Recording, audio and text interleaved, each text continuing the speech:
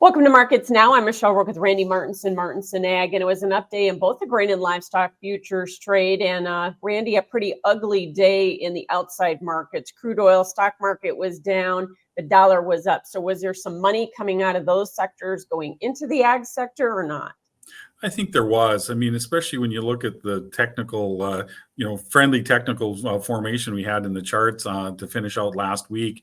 We finished August with the market putting in a key reversal, or at least a reversal on a weekly close. And that, I think, helped bring in some extra buyers back into the marketplace. And, I don't think it hurt to see the crude oil market down and the stock market. That I think that brought a few more buyers over into the commodities. But we've been beat up pretty bad, 4-year lows. We're looking pretty cheap, and I think that encouraged some buying. Absolutely. And like you said, building on those higher weekly closes from last week is encouraging. I guess the other question is, are we putting weather premium in? It's been hot and dry. Do you think the market is believing that yield is actually going down now? I think they do. I mean, we've seen a pretty good stretch of dry conditions, and the forecast, for the 1 to 10 continues to call for drier and warmer conditions, especially for the Corn Belt.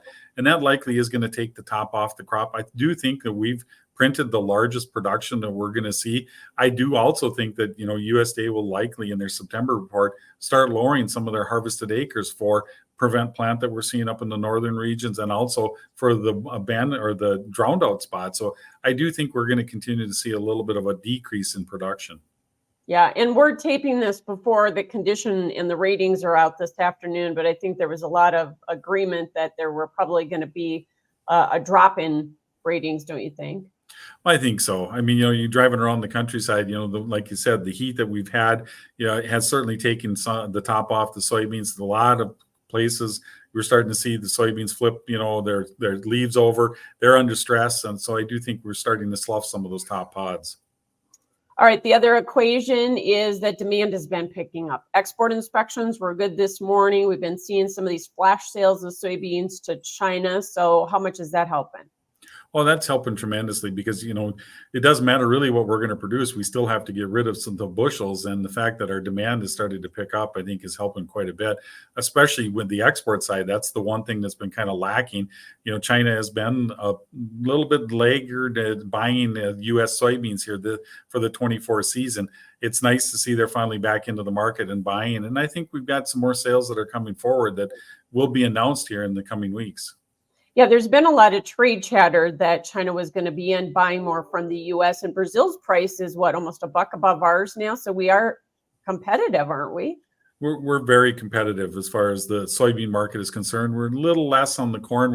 I think Argentina's got a little bit lower bid than we do. But overall, we still have some pretty cheap corn and soybeans. And, if you're looking to buy, we definitely have the best game in town right now.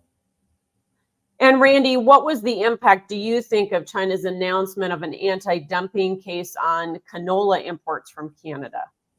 Well, I think, part of it was knee jerk where we saw canola take a pretty good hit, and limit down at one point during the session. And I think a lot of that is just because, now, where do we go from here is what the first thought always is.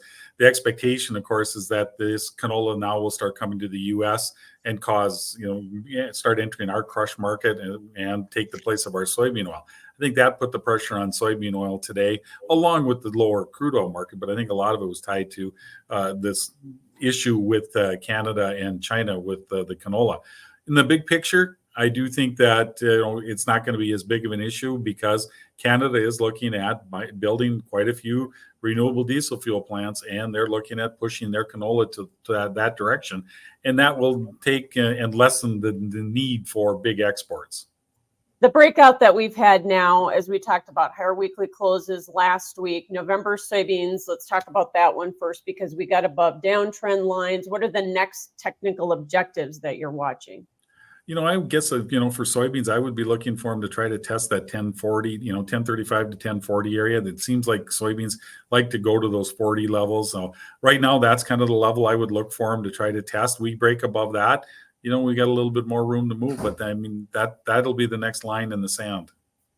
And what about December corn? We're above the $4 mark. It looks like we got above the 20-day moving average, but what's the next technical objective there? There I would look for if we could get to 415. Where corn might have a little bit better outlook than soybeans just because our stocks aren't seeing as big of an increase. But I would look for if we can break above that 415, maybe get up to the 425 level. Those would be good levels for producers to start looking at maybe making some sales. Gotcha. Wheat market, we're up there as well today. And let's talk about what's kind of been driving that market. Seasonally, we start to put in a bottom this time of year anyways, don't we? We do. I mean, the harvests are over for the most part. I mean, we know where the spring wheat harvest is going to fall into play for the most part because we're, over 30% harvested. So there's no big surprises in wheat at this point. So normally we start to see the market see a little bit of a post-harvest rally. And otherwise, let's talk about what's going on in terms of the Southern Plains dryness. That's actually a factor here as well, isn't it? Well, it is, and it's becoming more important because, of course, they're getting ready to start planting the next winter wheat crop. So dryness is certainly going to impact them, probably the amount of bushels or amount of acres that are going to get planted, and whether or not producers are going to take the risk. On the flip side, we also have our quality problems that we're seeing up here in the Northern Plains, which is trying to now source where the good wheat is versus where the poor wheat is. Yeah, so how much is that going to push up spring wheat prices? And does HRW wheat get a little bit of a boost because of that too? I think it will. I mean, it should boost our prices. I mean, we took a lot of premium out of that September Minneapolis wheat contract on the idea that we were going to see a bunch of deliveries against the contract of poor quality wheat. And that's not really going to be the case. So I think, we do need to make up for a lot of the discounts that we put into this market. And it will help the hard red, especially the Kansas City wheat, because that was pretty decent quality. And that can be brought up to also be blended with the spring wheat, the poorer quality spring wheat, to make it a better product. Gotcha. We are also seeing from a technical standpoint, at least Chicago built on a key reversal from last week. What are we watching for technicals over in the wheat market? Right now, I guess I would look for probably, another 35 cents, 50-cent pop in the wheat market. And that would be, I think, about what we could run. We need to see demand come in as well to help push this. We're hearing rumors of Japan coming in and looking to buy some tenders, mostly U.S. wheat in their routine purchases. But in the big picture, I mean, it's going to take a little bit of demand to help push that wheat as well. If we continue to see a rally in the grains, how many of farmers are you going to start suggesting do some new crop sales, and at what level or how much? Well, I think we need to start looking at getting more aggressive on our sales because there's a lot of crop that hasn't been priced for the 24 season. And, if we can get and start getting close to a $10 cash price for soybeans, a $4 cash price for corn, we're getting close to those levels. If we can reach the next technical resistance lines, I would be telling producers to start getting to be 30% priced, maybe up as to 50% priced, especially the stuff that has to come off the combine and be delivered. Cattle market up, and it looks like boxes were up pretty good at noon. Does that indicate we had some good holiday clearance? Is that enough to keep the market going here? That was one of the things the market was hoping for, is to see some decent domestic demand. It's been kind of lacking lately. And so if we can see that, I think that will help push the market.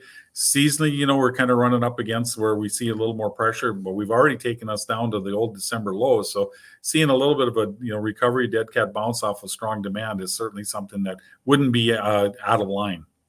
Right. Does the cash market start to hold up here, you think, or not? Because we've had, I think, 4 down weeks now. If we can hold the box beef prices up, I think that will come in and help support the cash market. If we can see a steady cash market or just even a little bit higher, that certainly would bring and help the cattle market go a long way. Yeah. And the hog market up here today, cutouts have been strong or were strong at noon, but man, the managed money, it looks like they have been piling in here and buying in the hogs. Which kind of makes sense when you look at where, the differences between the futures contracts were. When August went off the board, they were, $20 to $25 spread between the August and the October. So I think the trade or the fund is looking at that hogs are a little bit undervalued from where they were at. All right. Thanks for joining us, Randy Martinson with Martinson Ag. That is Markets Now.